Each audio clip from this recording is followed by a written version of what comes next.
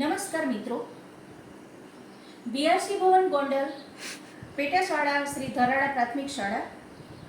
આજે બાળ મિત્રો આપણે ગમત સાથે જ્ઞાન મેળવીએ અને એક સરસ મજાની પ્રવૃત્તિ કરીએ. તેના માટે આપણે જરૂર પડશે કોઈ પણ છોડના આવા પોળી સાઈઝના હોય એવા 4 પાન લઈ લેશું, 2 નાના પાન લેશું અને 2 મોટા પાન લેશું, વોટર કલર લેશું અને એક પીંછી લેશું.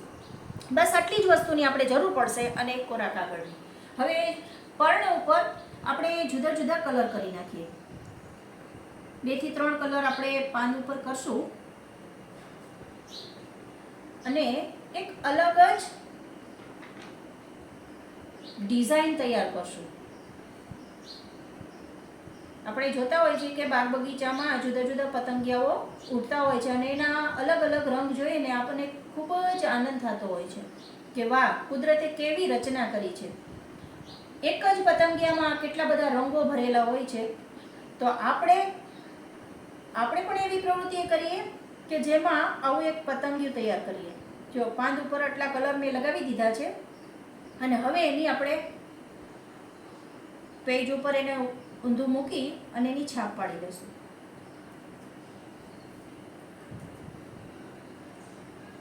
તો આ બની ગઈ પતંગિયાની પાંખ. હવે આવી સામે પણ બનાવવી પડશે ને.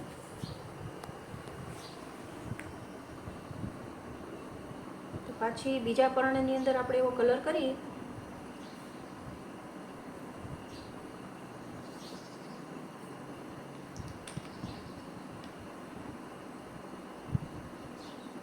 અને મસ્ત મજાનું પતંગિયું તૈયાર કરીશું.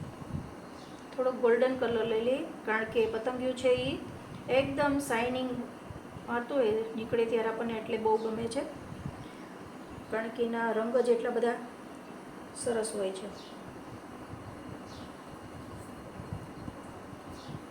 અહીં થોડું પ્રેસ કરી દેવાનું એટલે પાંદ ઉપરના કલર છે એ બધા બેસી જાય. હવે એક નાનું પર્ણ લઈ લઈ અને એના ઉપર પણ આવા કલર કરી દઈએ.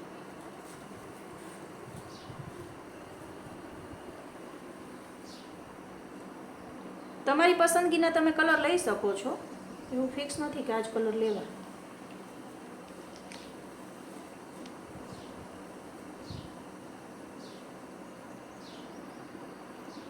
કલર લઈ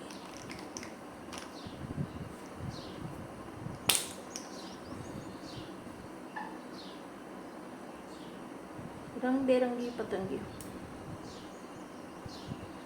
હવે આ પાનને થોડુંક ત્રાસમાં મૂકી દઈએ અને એને પણ પ્રેસ કરી દઈએ.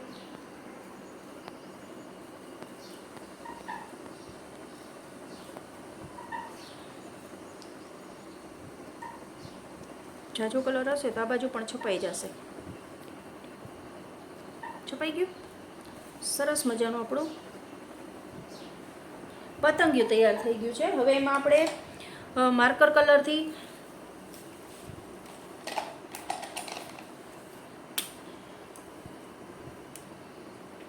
થોડોક આવો આકાર આપી દઈએ.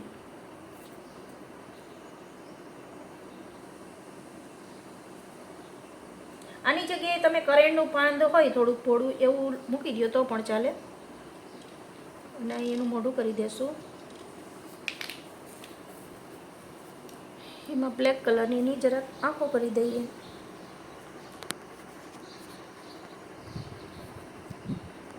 અને એન્ટેના કરી દઈએ.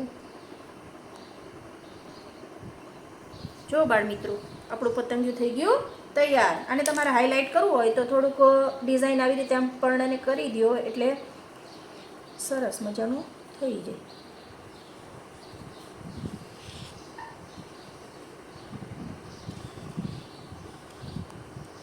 જો થઈ ગયું તૈયાર આપણું પતંગિયું. કેટલું મસ્ત લાગે છે ને બાળ મિત્રો? તો તમે પણ ઘરે બેઠા બેઠા આવી સરસ મજાની પ્રવૃત્તિઓ કરજો અને આનંદ મેળવજો. નમસ્કાર.